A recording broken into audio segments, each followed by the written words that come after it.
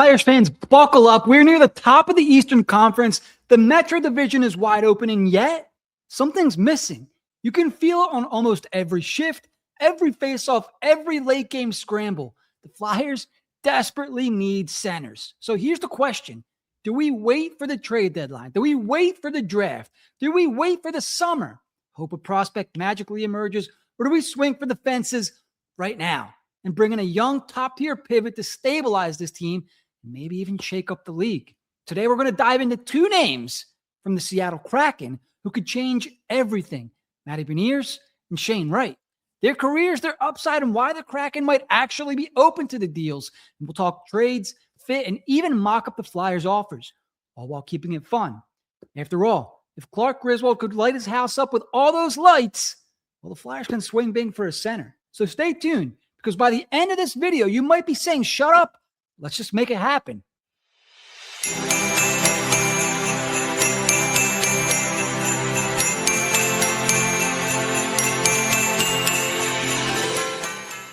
All right, the Philadelphia Flyers are winning hockey games, and that matters. They're nearly competitive every night.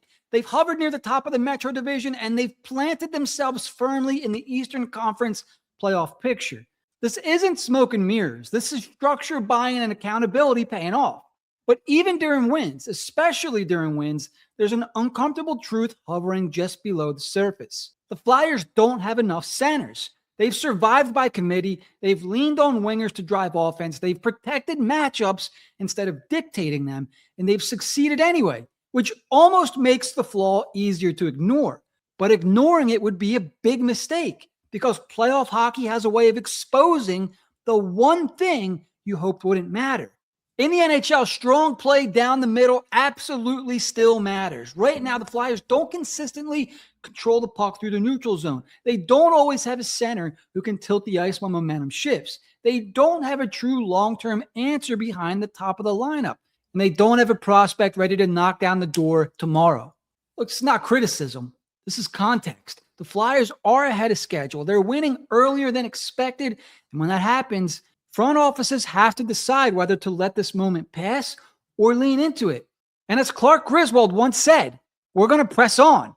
The Flyers are already pressing on. The question is whether they should reinforce the one position that could decide a playoff series. Because here's the reality. Wingers are easier to find than centers. Defense can be built in layers, which I think the Flyers have done, and goaltending can be volatile. But centers, especially young ones, will define timelines. If the Flyers are serious about contending, and not just someday, but right now, the middle of the ice has to be addressed.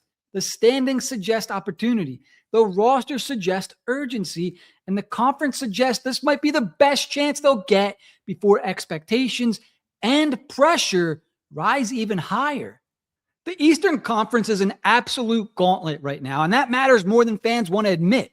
There are good teams, yes, but there are fewer dominant, no doubt powerhouses than in years past. The margin between the top and the middle has shrunk, and that creates opportunity for teams willing to act decisively. The Metro in particular is wide open. Every team has flaws. Some lack depth, some lack goaltending, and some lack consistency. The Flyers aren't alone in their imperfections, but their imperfections are fixable, and that's the difference. When a team's competitive and young at the same time, that's when front offices need to be proactive rather than patient. Waiting is comfortable. Waiting is safe. Waiting is how rebuilds stay rebuilds longer than they should. Buying now doesn't mean abandoning the plan. It means adjusting the plan to reality. The Flyers didn't expect to be here this soon, but they're here. And pretending otherwise would be organizational malpractice. And this is where the Clark Griswold analogy fits perfectly. Yeah, the house looks great from the outside. The lights are on, the neighbors are impressed, but inside there's a noise that you can't ignore. Something needs fixing before it comes a disaster. And before you know it, your tree could be up in flames. The Flyers don't need a rental. So don't get me wrong here. They don't need a Band-Aid. They need a foundational center who fits their age curve and keeps this from becoming a false peak. The East is mediocre. It's not a weakness. It's an invitation. Windows don't announce themselves. They appear quietly. They linger briefly and close suddenly. Flyers are close enough to matter, young enough to justify aggression, and deep enough on the wings and in the system to afford a move. And if not now, when? Introducing Matty Beniers. He entered the NHL with expectations and then exceeded them immediately. Drafted second overall, Beniers didn't just arrive in Seattle, he validated the Kraken's belief that he could be a franchise pillar. His rookie season was everything that teams hoped for when they take a center at the top of the draft. He played responsibly and he played fast. He played with confidence well beyond his years. Beniers won the Calder Trophy because he earned it.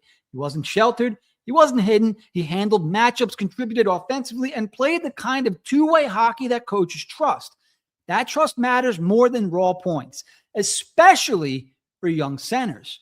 What stood out most wasn't just his production, it was how quickly the game slowed down for him. Beniers processed plays efficiently. He didn't force offense. He made smart reads, supported the puck, and played with structure while still creating. And that's rare for a young center. For Seattle, he became a tone setter. For opponents, he became a problem. And for coaches, he became reliable. The highest compliment a young center can receive. This is the kind of player who stabilizes a lineup, the kind who doesn't need perfect wingers to succeed, the kind who raises the floor of everyone around him. And in the Flyers' context, that matters immensely because Philadelphia doesn't need chaos down the middle. They need calm. Beniers' early success wasn't flashy, but it was impactful. He did the little things right and the boring things as well, and the hard things consistently. You might say that Beniers was a beaut, Clark, a beaut. After a Calder season, the league adjusts. Matchups get tougher, expectations grow, and for Matty Beniers, the post-rookie phase has been about refinement rather than explosion. His production hasn't fallen off a cliff, but it hasn't skyrocketed either. And that's where perception and reality start to diverge. Beniers is still driving play. He's still trusted in defensive situations and still playing meaningful minutes against top competition.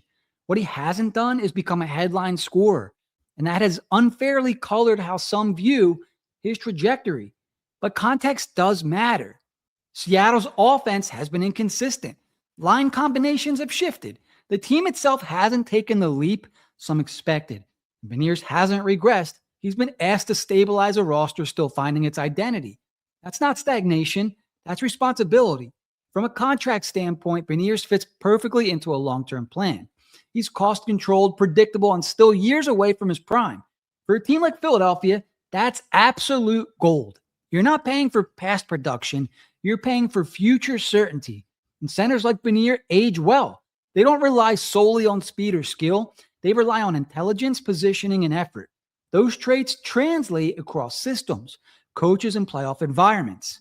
If you're a Flyers fan, this is where you need to lean in a little bit. You're not chasing a peak season. You're acquiring a center who hasn't reached his best hockey yet. And that's how you avoid the Cousin Eddie scenario of waking up one morning and realizing the shitter's full. Fix the problem before it overflows. Next, there are a few prospects who have entered the NHL with more hype or scrutiny than Shane Wright. Once viewed as a potential first overall lock, Wright's draft year turbulence created a narrative that has followed him ever since. And that narrative has often been louder than the reality. Wright wasn't a failure. He was a victim of expectations. Drafted fourth overall, he entered the Seattle organization that prioritized patience. And that patience hasn't always aligned with public perception. But development rarely does. Wright's NHL appearances have been limited, but they've shown flashes of vision, flashes of his shot, and confidence that remind evaluators why he was so highly regarded in the first place. This isn't a player lacking talent by any means. This is a player navigating development in a league that offers little patience for nuance. But here's where the Philadelphia Flyers should be intrigued. A lot of scouts still out there think that Wright's upside could be higher than Beniers. His ceiling could be louder. His potential impact, if realized, is still game-breaking. Look, that's not speculation. That's projection based on tools, instinct, and pedigree. He's not finished. He's not broken. Wright just might be a little bit early here. Shane Wright's development path has been unconventional, to say the least, and that has unnerved fans more than it should. He's bounced between leagues, roles, expectations, but when you strip away the noise, the underlying indicators remain strong.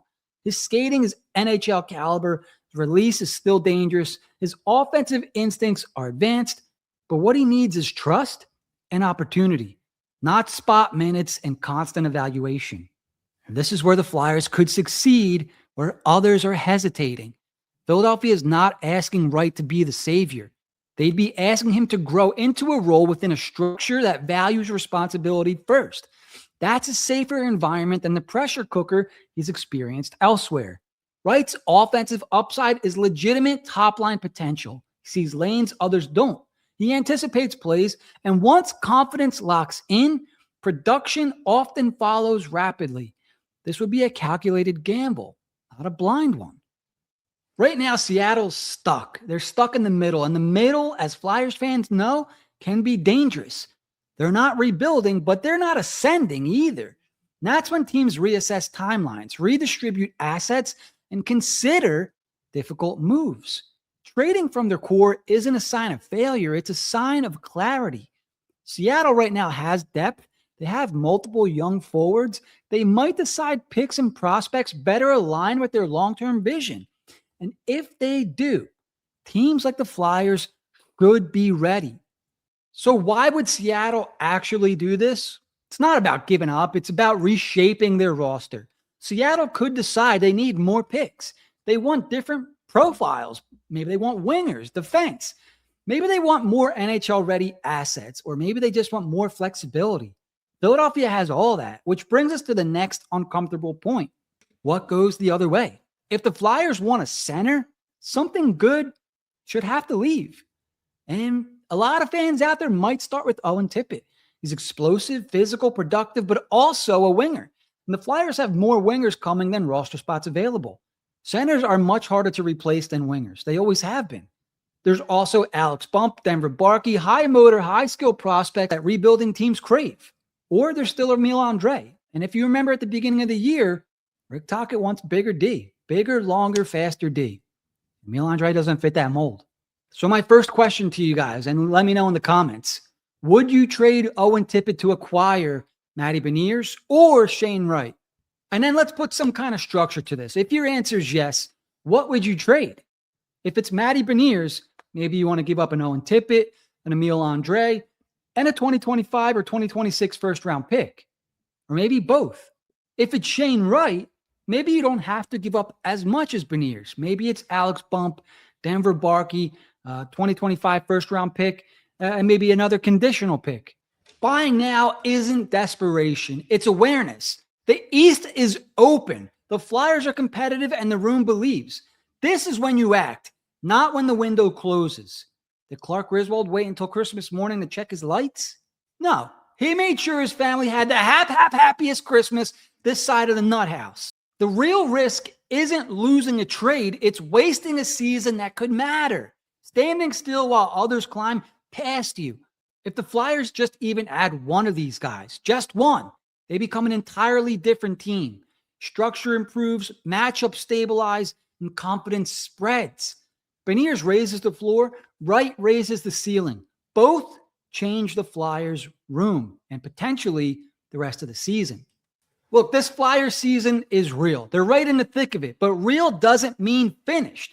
So Flyers fans, do you climb the ladder or do you stand in the yard hoping nothing shorts out?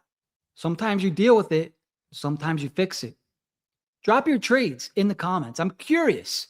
What do you guys want to do? Do you want either of these players? In the meantime, we'll see if Danny Briere is feeling a little like Clark Griswold this winter. If you enjoyed this episode, make sure to give us a like. Our like goal for the episode is 150 likes. And if you haven't subscribed yet, help us on our quest to 2K subscribers. We're almost there. We're trying to hit 2K by the end of the year. In the meantime, don't forget to keep it high, keep it wide. Happy holidays. I'll see you next time on HW Hockey. Thanks for watching HW Hockey. Remember to like, comment, and subscribe. We'll see you next time.